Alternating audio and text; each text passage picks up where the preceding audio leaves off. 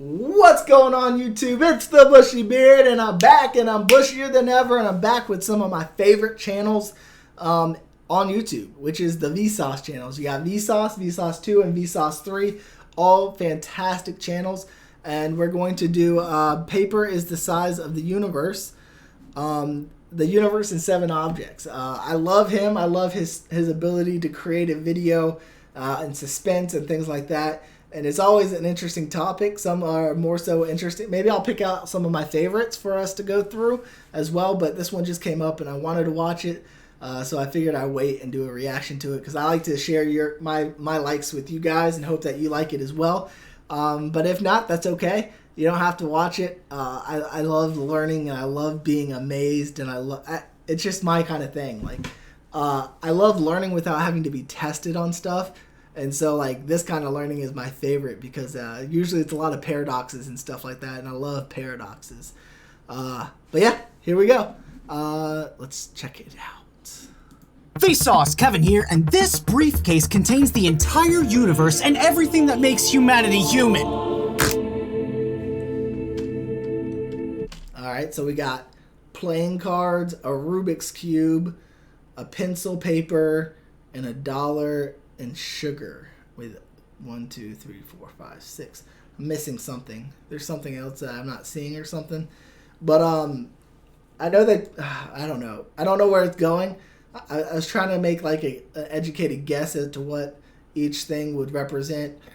The Rubiks Cube, obviously knowledge, playing cards, luck, creating things is with a pencil, paper is matter, maybe money. I don't know. We'll see. Yeah. Oh, that's it. This is it. Paper, dollar, pencil, sugar cube, playing cards, Rubiks Cube. Let me explain. Okay. Fold a piece of paper.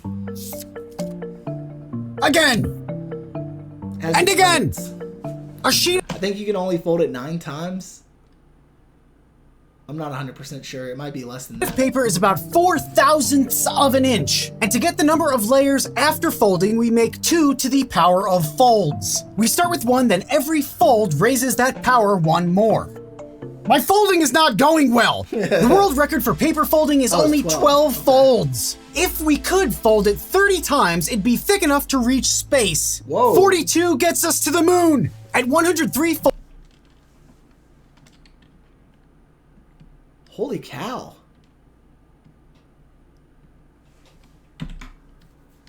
Be thick enough to reach. So 30, you can reach space.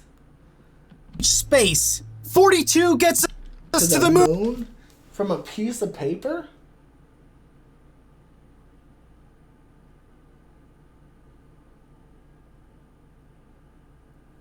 Huh.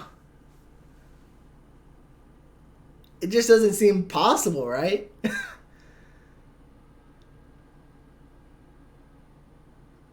Huh. Moon. At 103 folds, the thickness of this paper would be around 93 billion light years. So basically the diameter of our entire observable universe.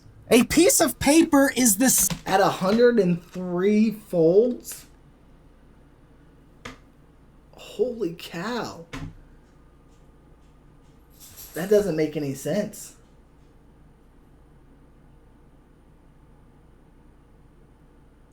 Something...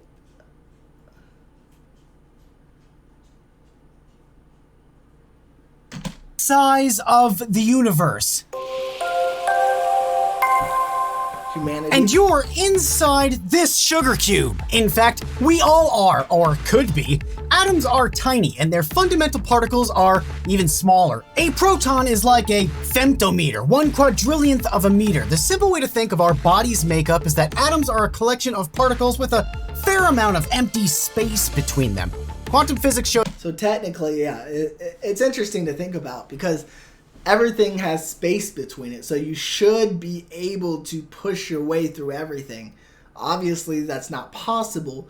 So they've always wondered what is it that's holding them together. Some people think God particle. Some people think it's God. It's a lot of different things. It's fascinating to me because, like, I should be able to push my way through this pen, But obviously, if I keep pushing, it'll break the pen, and I won't go through it. It's interesting to think about. Shows us that's not actually true and that a lot is happening in what appears to be 99.99999% empty space. That space matters, but if we compressed the atoms of the human race into a tight ball and ignored what's in between them, all nearly 8 billion of us would fit inside this sugar cube. This is us. This is mind-blowing. I mean, I'm assuming it's correct. Vsauce is really scientifically based, and it has a whole lot of things about it. So I'm assuming it's all correct. But that is mind-blowing that if you compress every atom from the human race, it would fit into that. That's insane. 7.8 billion of us inside here. We can't all be unique, right? Right. No, wrong. I love that. We all can't be unique, right? Right. No, wrong. He just, like, his character is so great. They all are. They all are. If you haven't seen Vsauce 1, 2, or 3, you need to go watch them because you'll get learned up on some stuff real quick, and it's super interesting. About 108 billion humans have been born throughout history. If you're 1 in a million, like my mom told me I am, that means there have been 108,000 humans exactly like you. That's not good. How can anybody possibly stand? Oh, it's funny to think about it that way. You're 1 in a million. Well, that means 108,000 people have been like me. What I think he's going to say is the shuffling of the cards will never be the same. You can shuffle the cards a limited amount of times, and you'll never get the same order, I think. Or something along those lines. And out. I know. Just do something no human has ever done before. Like what? Shuffle a deck of cards. Okay, people have done that, but not the same. Michael mentioned this in his Math Magic video. It goes like this. You've got 52 cards in a deck. The number of possible combinations is 52 factorial. So 52 times 51 times 50 times 49. Yeah, all the way down to 1. Cool. That's that number, different orders of a shuffled deck. Every time you shuffle and deal, you've just created something that's virtually guaranteed to never have been done before and seriously unlikely to ever be done again. So ignore your 108. See, that's mind-blowing. So, like, I have cards here. I love Magic and things like that. So it's so interesting that each shuffle is a completely different order, and that order has never been shuffled before. Can you believe that? And now it'll never be shuffled again. Obviously, I think you can do it to where it's like the Magic, and you can do certain shuffles. But if you do a random shuffle, you're never going. That's just mind-boggling. Mind-boggling. So cool, though, isn't it? To think about the fact that something like that happens. This is why I love the channel, because they always blow my mind. 8,000 clones.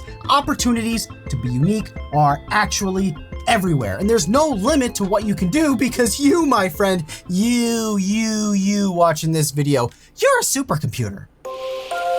No, that's true. That is true. I heard a quote one time, and it's absolutely true to me, is the brain is the most complex 3 pounds of matter in the entire universe. The way our brains work, it's phenomenal. That's why, to me, there has to be a God. And I understand if you don't believe in God and things like that, but to me, the brain shows that there is a God. The beauty in the world shows there is a God. This Rubik's Cube has 6 sides of a 3x3 grid, and each square is one of 6 colors. The question is, how many permutations exist? That's a good question. I think of it often. The answer is this: 43 quintillion, 252 quadrillion, 3 trillion, 274 billion, 489 million, 856,000. A lot. That's it. And every single possible state of the cube can be solved in 20 moves or fewer. Now that I didn't know. Holy cow.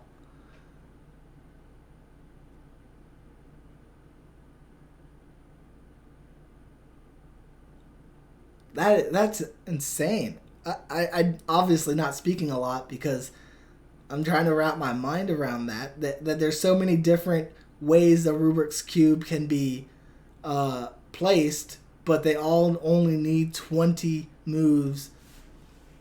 I haven't been able to solve a Rubiks Cube. I have one.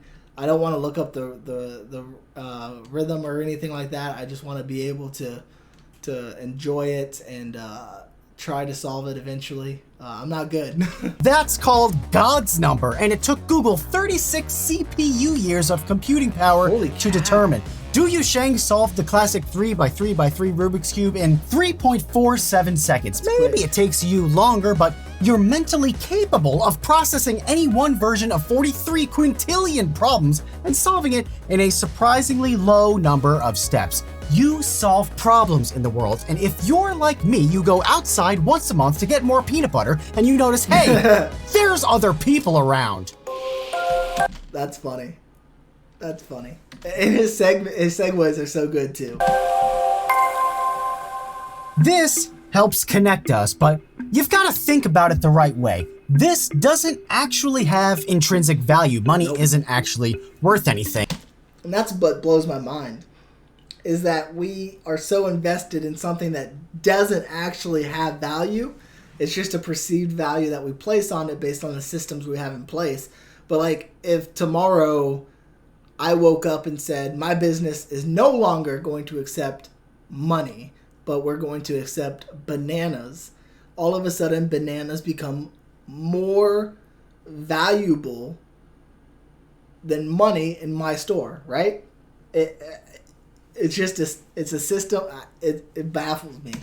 It's paper, but it does represent a way for everyone to exchange what they've got. A thing, a talent, whatever, for what someone else has. The Aztecs used cocoa beans and the ancient Chinese used cowrie shells. I've got a PlayStation. I like making videos, and I want a pygmy goat. It's a lot easier for me to use something that allows me to transfer my old PlayStation and my video production skills and then use that to buy a pygmy goat than to find a pygmy goat farmer who really needs a PS1 and a Paradox video.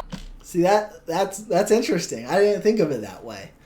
That's pretty cool. Because again, if my store only accepted bananas, the banana would only have value at my store. If I would then try to take those bananas and buy something at a different store, it would no longer have that same value. It's interesting.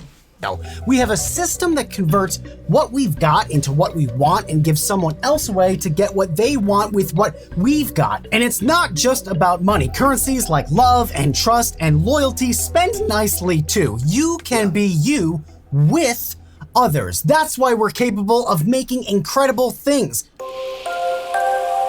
I was right about pencils is innovation. Such as a number 2 pencil. It's like Leonard Read's iPencil. It shows the sheer insanity of human cooperation that results in making something as basic as a pencil. Someone farmed the incense cedar. Someone built the tractors for that farm. Someone made the wheels for the tractor. Someone mined the graphite and clay for the lead. Others mined the metal for the ferrule. No one planned this. I love that. I love this analogy. Holy cow. That's awesome. All did our little piece, and others combined those pieces with our needs and desires to make a thing everyone uses, but no individual person could ever make themselves. We can't even comprehend what's happening in this sugar cube because it's too complex. Where's my universe paper? 0, okay. Yeah, I didn't see a 7th, so I guess 0 is the 7th? Okay. We do all of this because we know what 0 is. It's not even just nothing, it's the absence of value. Value that exists somewhere, just not where 0 is. If infinity is so impossibly large that we can't even really understand it, 0 is an impossibly deep void we process mostly by what it isn't. We do understand the power of something that's a placeholder to make and identify greater things, but that on its own is sort of a terrifying lack of meaning. 0 makes the pencils happen, and it's the absence of pencils. It's never getting what we want. It's never solving a Rubik's Cube. It's the inability to be unique. It's inaction. It's an empty sugar cube. It's being in this unfathomably large paper universe and fighting against the prospect of being and meaning nothing. You know what it is, but you're everything because you're not zero. Interesting. I never thought of it that way, you know? I like, again, this channel is great because it gives you different perspectives on different ideas and how to view things. I don't think I'll ever look at zero the same again. The world is big, the universe is complex, and you can visualize, conceptualize, and appreciate some of the most complicated elements of life by studying and researching and experimenting, but also by messing around with some of the junk lying around your bedroom or stored in your extremely cool briefcase. And as always, thanks for watching. Hey, real quick, this video is actually sponsored by the Ridge Wallet. Oh, okay. We're not gonna advertise for them.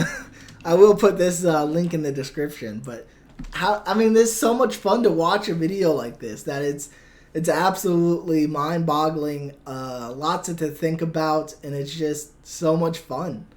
I think I'm gonna do more of these because I love them, and I hope you guys love them too. Anyways, if you liked my video, go ahead and hit that thumbs up. If you didn't, you can hit the thumbs down. It's not going to hurt me. Or you can hit that thumbs up because it's not going to hurt you. If you're new or you haven't yet, please do hit that subscribe button. We love to have you aboard the Bearded Fam. And as always, until next time, YouTube, smile like you mean it from the Bushy Beard.